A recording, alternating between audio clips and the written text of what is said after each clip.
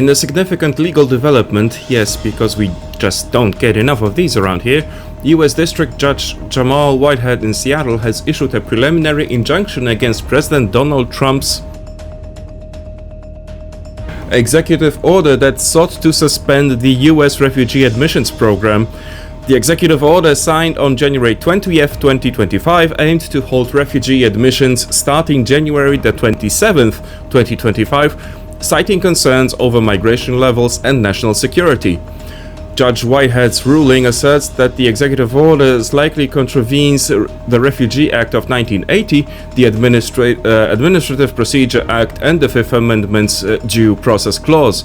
The lawsuit challenging the order was filed by several aid organizations, including the Refugee Assistance Project, Church World Service, HIIAS, and the Lutheran Community Service Northwest, as well as individual refugees and their families. These groups argued that the suspension of the refugee program caused significant harm, leaving many approved refugees stranded after they had already made preparations to resettle in the United States. The legal challenge is part of a broader series of judicial interventions addressing the Trump administration's immigration policies. Notably, courts have also blocked efforts to freeze federal funding and have ordered the release of previously withheld foreign aid. These decisions underscore the ongoing tension between executive actions and the judicial oversight in the realm of immigration and refugee policies. The preliminary injunction against the suspension of U.S. RAP highlights the judiciary's role in upholding statutory protections and constitutional rights, ensuring that executive action assign established legal frameworks. Also, the Trump administration's attempt to freeze federal funding has faced significant legal challenges, resulting in multiple court interventions. Good to see at least some judges are willing to uphold the law, or in the very least be just decent human beings.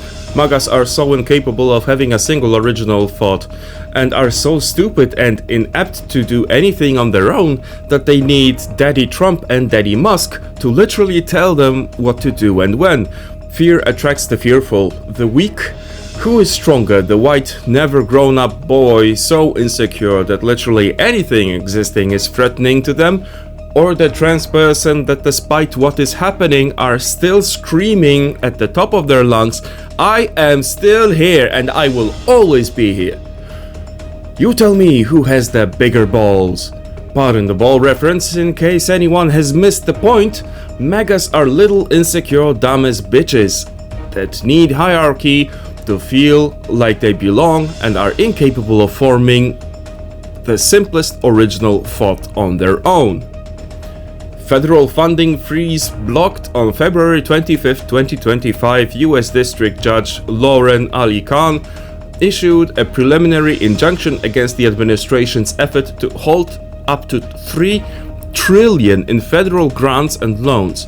Judge Ali Khan described the initiative as ill-conceived, irrational, and imprudent, emphasizing the potential catastrophic economic and social impacts on programs serving vulnerable populations. This ruling came in response to lawsuits from non-profit organizations and state attorneys general who argued that the freeze was unlawful. Despite the Office of Management and Budget rescinding the initial freeze order, the court maintained the injunction, citing concerns over the administration's inconsistent actions. Inconsistencies in politics? I am shocked to my very core. Not. The funding freeze particularly affected the U.S. Agency for International Development. Thousands of USAID employees were placed on administrative leave, and many were recently permitted to return briefly to their offices to collect personal belongings. The development follows the administration's plans to potentially dismantle the agency and reduce its workforce by 2,000 positions. Critics argue that closing USAID could have severe global security implications, as many international aid programs rely on its support. In a related matter, U.S. District Judge Amir Ali ordered the Trump administration to release funds for foreign assistance programs managed by USAID and the State Department. The decision came after allegations that the administration had not fully complied with previous orders to lift the freeze on foreign aid. The enforcement of this temporary restraining order underscores ongoing legal disputes over the handling of foreign aid disbursement. These judicial decisions highlight the tension between the executive branch's policy initiatives and the legal challenges posed by affected organizations and states. The outcomes of these cases may have lasting implications for federal funding practices and the future of US foreign aid programs. Trump has encountered significant challenges at the United Nations stemming from a series of contentious policy decisions that have stained international relations and drawn widespread criticism.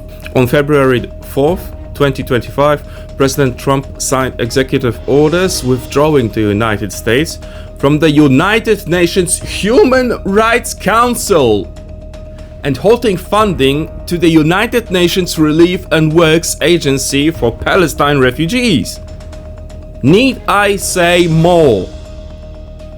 These actions, coinciding with Israeli Prime Minister Benjamin Netanyahu's visit to Washington, were justified by allegations of anti-Israel bias and misconduct within these organizations. Critics argue that these moves undermine the United States' commitment to human rights and destabilize support for Palestinian refugees. In a controversial shift, the Trump administration voted against the UN General Assembly resolution condemning Russia's invasion of Ukraine, aligning the US with Russia, Belarus, and North Korea. The decision has alarmed European allies and raised concerns about the United States' commitment to supporting Ukraine's sovereignty. The administration defended its stance by emphasizing a desire for peace-focused resolutions, though many view this as a departure from long-standing US foreign policy principles. Since the commencement of President Trump's second term, US officials have notably been absent from international climate forums. The administration has re-signed an executive order to exit the Paris Agreement and has hindered participation in intergovernmental panel for climate change.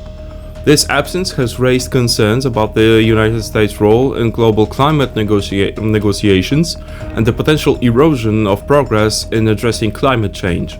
These policy decisions have led to setbacks for President Trump on the international stage, including strained alliances and diminished influence within the UN. The administration's actions have prompted debates over the United States' role in promoting human rights, supporting global security, and addressing environmental challenges. As the UN and other international organizations brace for the implications of these shifts, the long-term impact on global cooperation and the United States' standing in the world remains to be seen. Going back to Doge. Since its inception, Doge has been on a mission to streamline the federal government, translation, slashing budgets, terminating contracts, and laying off thousands of workers. Agencies like the Department of Defense, IRS, NIH, and NASA have all felt the sting of Doge's budgetary acts. Critics argue that these cuts are more about dismantling than efficiency, especially with concerns over potential conflicts of interest given Musk's business ventures, like, for example, $8 billion that Musk is receiving from the government. Transparency? What that? Who this? New phone. Despite promises of maximum transparency, Doge operates with a level of secrecy that will make a spy agency proud. With a budget nearing $40 million, even Congress is scratching its head trying to figure out what Doge is up to. Elon Musk's Doge is rapidly reshaping the federal landscape, but whether this leads to genuine efficiency or just chaos remains to be seen. As legal challenges mount and more agencies feel the impact, the true cost of this efficiency experiment will become clearer. Who's actually running Doge? In a classic episode of Trump contradicts his own administration, the former president took to Truth Social to claim that Elon Musk is indeed leading the charge at Doge, despite repeated White House statements insisting that Musk has no official control over the department.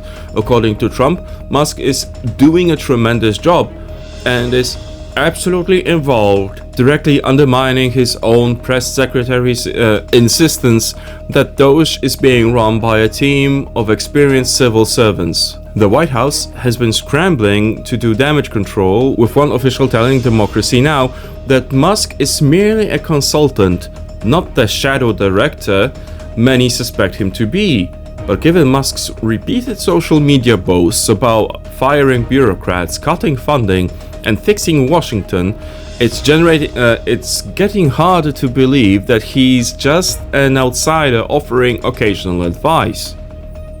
For weeks now, Musk's Doge team has been on a rampage through federal agencies, slashing budgets, cutting jobs, and allegedly taking aim at government programs that don't align with Musk or Trump's political ideology. The latest round of those directives has gutted environmental protections, halted federal research grants, and even targeted certain diversity initiatives. While the White House claims that Musk isn't calling the shots, it's clear that Doge operates in his image. His hand-picked executives, many of whom are former SpaceX and Tesla allies, are the ones leading mass firings, shutting down oversight offices, and consolidating power in a way that alarm even some conservatives. So, what's really going on? Either the White House is completely out of the loop on who's actually running Doge, or they're deliberately downplaying Musk's role to avoid further scrutiny. Either way, Trump's latest outburst just made it much harder to keep up the illusion that Doge is just a normal government department. The acting US Attorney for Washington DC has opened an inquiry into alleged threats against Supreme Court justices, and in a spicy little twist, Democratic Senator Chuck Schumer is in the crosshairs of this investigation. The prosecutor's office is reportedly looking into whether prominent Democratic figures made statements that could be interpreted as threats towards the judiciary.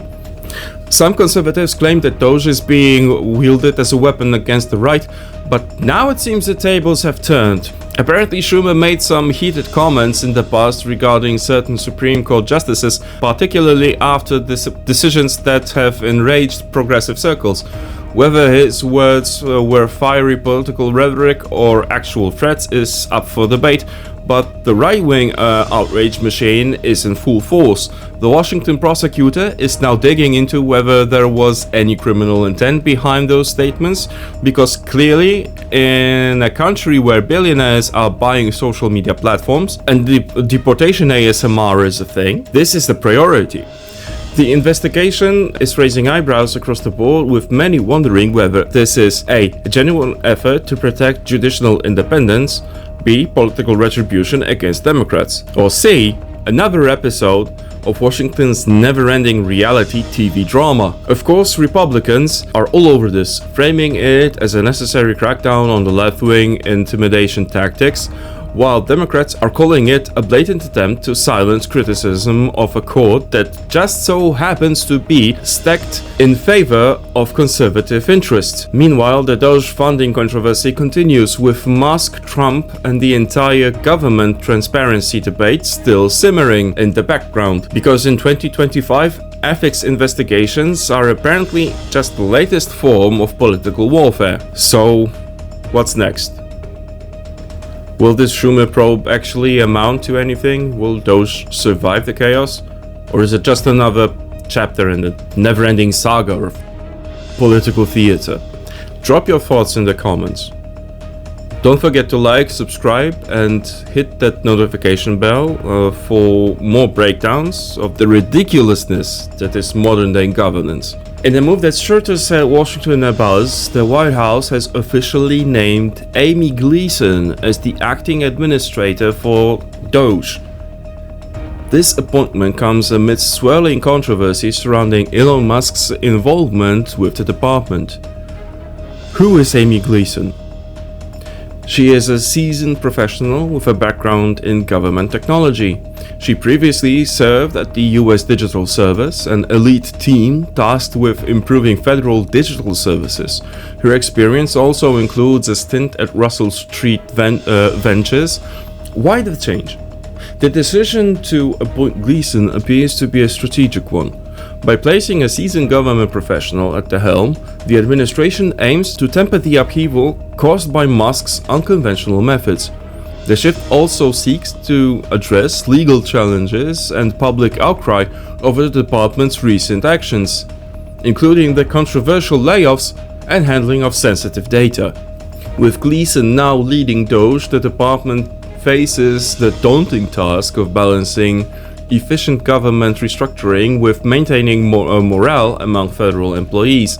The administration's move suggests a desire to bring stability and perhaps a more measured approach to the department's initiatives. However, with Musk still in the picture, it's uncertain how much his influence will continue to shape Doge's direction. Thank you for tuning in this week. Look, it does and it doesn't bring me joy to talk to you guys about this and recite whatever I managed to script beforehand and read it off a prompter, which shows. Believe me, I know. To me, it's not the best solution either, but it's the best one I have for the time being. I'm going through a period of brain fog during unmasking autism, which for anyone who has been late diagnosed knows what a shit show this is. And I'm not fishing for sympathy, I'm just telling you what it is. That said, I would really appreciate it if you did leave a comment below with suggestions, or if you think that I said something wrong, write that one too, and let's have a civilized conversation. Although I am really struggling for civility here, because Trump is a fucking moron, Musk is a fucking moron billionaire who thinks he can buy himself world domination. And in my opinion, and in my deepest, darkest corners of my thoughts, I know for a fact, in my opinion, that allegedly Musk wants all the power he can get. Because he's so insecure that he needs to prove himself to whoever in whatever way possible. The dude is a fucking white supremacist Nazi. If you can be a non-white supremacist Nazi. You know what I mean. The dude's unhinged. He's fucked. He's a moron. Every business that he has, he bought into it and fired a previous crew, including founders. That's what happened to Tesla. That's what happened to PayPal. The dude is literally a moron. He has no idea what he is talking about. Anyway, free Palestine!